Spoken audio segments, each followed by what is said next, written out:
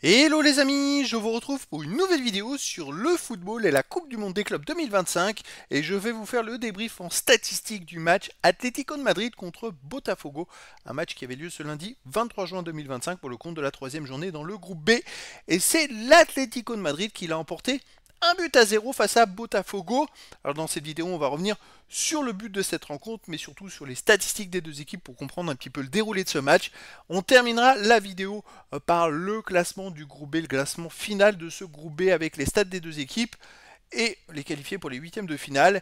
Et on verra ainsi les huitièmes de finale possibles puisque après ce match, c'est Botafogo qui s'est qualifié pour les huitièmes de finale et pas l'Atlético de Madrid. Je vous explique tout dans la vidéo. Alors, l'Atlético de Madrid qui l'emporte 1 but à 0 grâce à Antoine Griezmann qui a marqué à la 87e minute, tout en fin de match.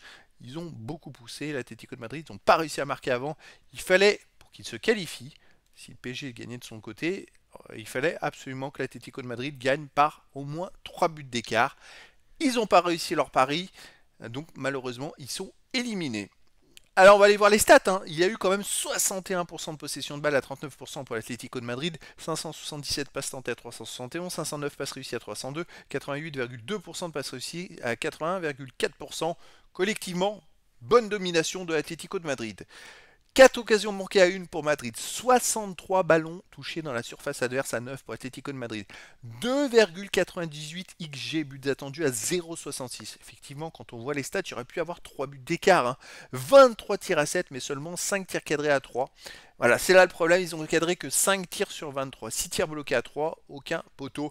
Il y a quand même, d'un point de vue statistique, une énorme domination de l'Atlético de Madrid. Botafogo, il y a quand même pas mal de réussite, on va dire, dans ce match.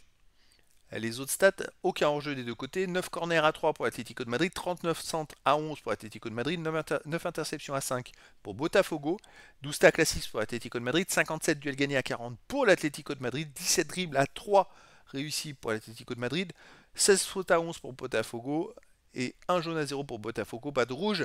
Il y a eu beaucoup de stats en faveur de l'Atlético qui a vraiment tout tenté, hein, on va dire, pour essayer de grappiller ces 3 buts d'écart pour essayer de les marquer. Malheureusement pour eux, ils gagnent le match. Mais au final, ils finissent troisième du groupe. Et ça, c'est dû aussi au fait qu'à la première journée, ils ont perdu 4-0 contre le PSG. Parce qu'en cas d'égalité à 3, ce sont les confrontations directes, hein, entre ces trois équipes. On va enlever les matchs contre Seattle Sounders. Et donc le PSG premier, Botafogo deuxième, Atlético de Madrid troisième. C'est vrai qu'ils ont perdu 4-0 contre le PSG et gagné 1-0 contre Botafogo. Donc ils sont à moins 3 de goal average. Botafogo a gagné 1-0 contre le PSG et ils ont perdu 1-0 contre l'Atlético de Madrid. Ils ont 0. Le PSG a gagné un 4-0 contre l'Atlético de Madrid et perdu 1-0 contre Botafogo, plus 3. Donc voilà, PSG premier, Botafogo deuxième et l'Atlético de Madrid troisième et éliminé comme Seattle Sounders.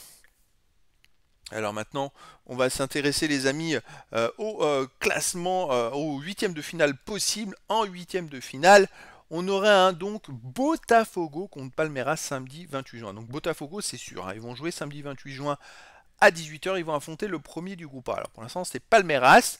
Et dans l'autre match, ce serait PSG Inter de Miami. Mais pourquoi il y a des chances que ça ne change pas, même si dans beaucoup de groupes tout devrait changer? Tout simplement parce que les deux premiers ont 4 points et les deux autres ont 1 point.